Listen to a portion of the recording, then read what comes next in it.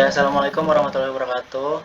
Kami di sini kelompok 1 dengan saya Iqbal Kuswanto RP 2120202163. Lalu ada Satya Tresnadi Wiguna 2120202169.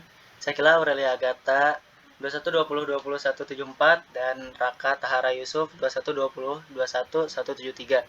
Kami akan menyampaikan materi yang telah kami kerjakan mengenai penerapan material pada desain bangunan sederhana dengan kasus mengambil di perancangan arsitektur 2. Lanjut.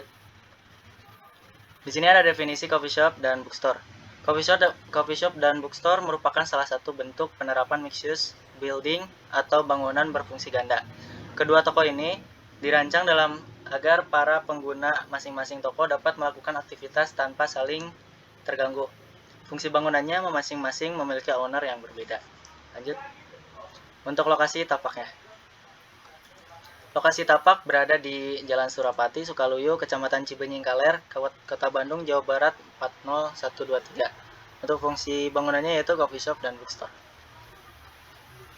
Desain yang dipakai sebagai berikut. Ini untuk tampak depannya, desain diambil dari penugasan perancangan arsitektur 2.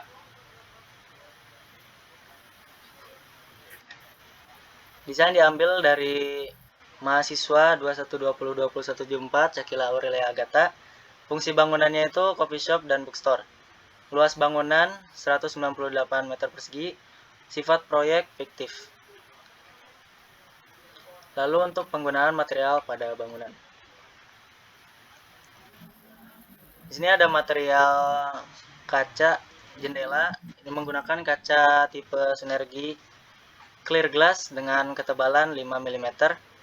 Lalu ada pagar di ruangan outdoor menggunakan kayu merbau, dan cat yang digunakan pada fasad ini menggunakan cat Dulux dengan kode 2290M Brilliant White. Lanjut. Untuk gerbang dan pagarnya sendiri memegang peranan penting bagi tampilan rumah. Berbagai jenis gerbang dan pagar dengan model, bahan, dan warna yang variasi menambah semarak lingkungan tempat tinggal. Masing-masing jenis gerbang dan pagar memiliki ciri khas tersendiri. Namun, yang betul-betul sanggup menambah nilai estetika serta membawa kealamian pada halaman depan rumah, ialah dari bahan material kayu yang juga dapat dikombinasi menggunakan rangka besi. Lalu, kaca sinergi adalah kaca dengan tingkat refleksi cahaya yang rendah, yang menghasilkan penampilan luar biasa dan kenyamanan secara visual. Memperkenalkan Synergy Cool, yaitu produk yang melengkapi seri Synergy yang lebih dulu dikenal. Synergy Cool telah menghasilkan kinerja yang luar biasa, daya tahan dan estetika yang menyenangkan secara global. Dengan SC atau Shading Coefficient yang sangat baik dan penampilan Natural Grace. Synergy Cool dikembangkan dengan tren arsitektur saat ini. Lanjut.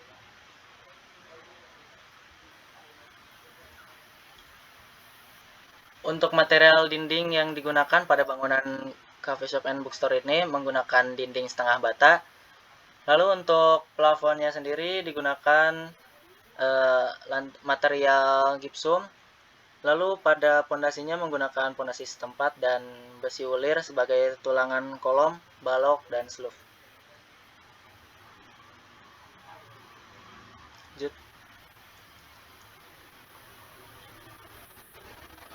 Untuk pondasi footplate sendiri lebih sering disebut dengan pondasi telapak atau pondasi setempat.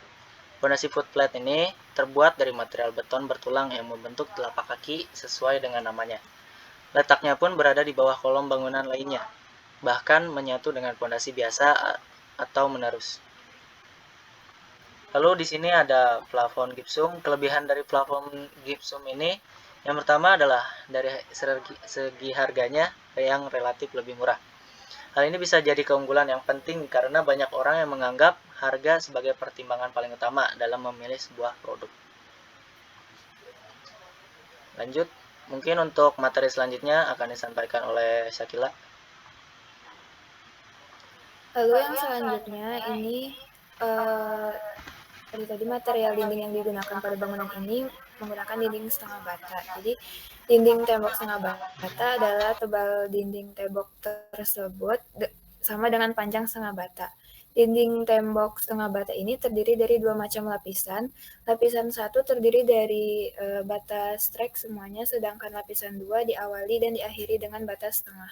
Fungsi dinding tembok setengah bata ini adalah sebagai tembok pembatas atau pemisah, yaitu untuk membatasi atau memisahkan ruangan yang satu dengan yang lainnya. Terus sesuai dengan namanya, beton ulir ini lebih sering disebut besi ulir. Bentuknya memang mengulir dan permukaan yang bercorak spiral. Hal tersebut bertujuan untuk lebih menyatukan antara elemen bahan bangunan dengan rangka yang disusun oleh besi beton tersebut. Besi ulir ini sebagai tulangan kolom, balok, dan slope. Lalu selanjutnya untuk atap, material penutup atap ini menggunakan genteng keramik atau keramik roof tile full flat.